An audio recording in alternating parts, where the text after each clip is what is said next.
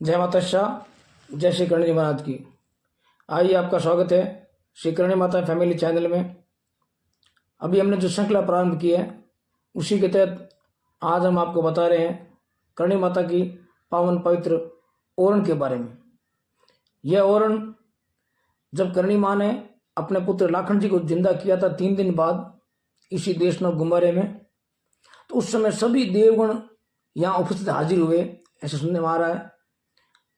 तब वो दृश्य देखा सब देवताओं ने कि माँ पार्वती अवतार श्री कर्ण जी महाराज, जिन्होंने अपने पुत्र को जिंदा किया 3 दिन बाद में, और ऐसा चमत्कार दिखाया पूरी सृष्टि में, तीनों लोकों में, कि सभी देव लोग धन्य धन्य माँ के बारे में गुणगान करते रहे। तो देवताओं ने माँ का अलग ही रूप देखा, और वो देखने के बाद में सभी ने यह आग्रह किया, माँ आप के इस दरबार से हम भी यहीं रहना चाहेंगे, जाएंगे नहीं। तो माँ ने कहा, ये लोग इसी लोग मेरे को वास करना है, कई ऐसे काम करने हैं जिनके लिए मैंने अवतार लिया है, और आप यहाँ रहो। मगर प्रतीक रूप में माँ ने फिर यहाँ जाड़ के पेड़ ज़्यादा थे, उनको बेर के पेड़ बना दिए। जिनके बेर के बेर लगते हैं उनके यहाँ बद्री फल कहा जाता है, और स्वतः ही जाड़ के पेड़ एक समाप्त हो और उसी जगह बेर के पेड़ बदल गए। और तब से यह पावन पवित्र, और आज से 600 वर्ष पूर्व माँ ने गोचर भूमि की न तो कमी थी न पर्यावरण की किंचित समस्या थी, लेकिन भविष्य दृष्टा माँ कर्ण जी ने गाय व गोचर के लिए सर्वोच्च प्राथमिकता देकर इस विशाल ओरण की स्थापना की, जो करीबन 10,000 बीघा में है। ये 36 किलोमीटर करणी मंदिर के चारों तरफ का एरिया है, क्षेत्र है, जो रक्षित भूमि है, जहाँ गायों और पशु पक्षियों के लिए खुली भूमि है। इसके लिए माँ ने कई ऐसी आयनें, परंपराएं बना दी, जिनका पालन आज पूरा गांव आने वाले हर भक्ति कर रहे हैं। इसी भूमि की गोचर भूमि के अंदर, इसी ओरण में न तो कोई हल चला सकता है, न ही हरी लकड़ी जो बेर का पेड़ है उसको न तो कोई काट सकता है, न दांतों में तोड़ सकता है। और ईंधन के रूप में सूखी लकड़ी काम देना सख्त मना है, इसको काम नहीं लिया जाता है।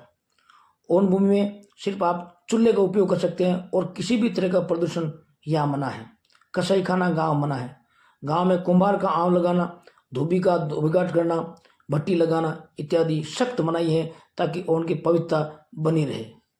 ओरण में Maharaja Ganga Singh time, state time में यह आदेश था, राज के टाइम में, कि कोई भी अपराधी कितना ही बड़ा अपराध क्यों न कर आए, अगर इस ओरण भूमि में वो प्रवेश कर गया है तो बीकानेर राज की सेना उस पे कानून लागू नहीं करेगी, उसको गिरफ्तार नहीं करेगी। और यहाँ तक तो कहा था कि अगर आप वह निर्दोष है और अगर आप दोषी पाया नहीं गया हो, और वो भागता भागता ओरण में नहीं घुस पाया, और अगर दूर से उसने पत्थर भी फेंक दिया और वो पत्थर अगर ओरण में गिर गया, तो भी बीकानेर राज उस समय उसको गिरफ्तार नहीं करती थी। इस ओरण में सिर्फ आप पशु चला सकते हो, बेर तोड़ सकते हो, अपनी आजीविका चला सकते हो, अपने साधन पशुओं के लिए, गायों के लिए जितना चाहिए आप प्रचुर मात्रा में घास खिला सकते हो, ओरण में घुमा सकते हो। और महाराजा मतलब ओरण की पवित्रता और उनकी महत्ता देखो आप, कि महाराजा गंगा सिंह जब बीकानेर रेल लाइन निकाल रहे थे मेरठा की तरफ, तो इसको 9 किलोमीटर दूर गीगासर गांव की सीमा देते हुए देशनोक से निकाली थी। मगर फिर गांव वालों ने कहा ये दिक्कत हो रही है, अनिवार्य था कि गांव के अंदर से निकले, वो लंबा रूट पड़ता था। तो महाराजा गंगा सिंह का, मैं तो उनके ऐसा काम करूंगा नहीं। फिर गाँव वासियों ने, माँ के परिवार उन्होंने बहुत दिक्कत हुई, और उन्होंने बाद में आग्रह किया, माँ से भी आंखें लिए, सामूहिक मिलकर सब ने कहा महाराजा गंगा सिंह को, आप माँ के सामने आंखें लेते हैं, माँ जो आज्ञा देगी हमें मंजूर है। उसके बाद में यह लाइन निकली सूर्यपुरा देते हुए। तो इसी दौरान उस समय करीबन 50 बेर के पेड़ काटने पड़े, जो माँ की आज्ञा से काटे गए थे। और उस समय प्रति बेर के पेड़ वृक्ष 100 चांदी के सिक्के महाराजा गंगा सिंह ने दिए थे प्रति पेड़ हिसाब से। तो आज के हिसाब से लाखों रुपए होते हैं। तो माँ ने, गंगा सिंह महाराज ने हरजाने के रूप में वहाँ जमा कराई। और यह पवित्र ओरण इसलिए 14 की परिक्रमा लगाई जाती है कि 33 को देवताओं की परिक्रमा हो जाती है और माँ के पावन दर्शन हो जाते हैं। और अगर आपने, हम इसी तरह आप हर रोज एक नई माँ के इतिहास के बारे में जानकारी देते हैं। अगर चैनल आपने सब्सक्राइब नहीं किया हो तो चैनल को सब्सक्राइब करें, लाइक करें, उस आगे से आगे बढ़ाएं। माँ का प्रचार प्रसार हो, माँ की कृपा से जो भी है माँ की कृपा से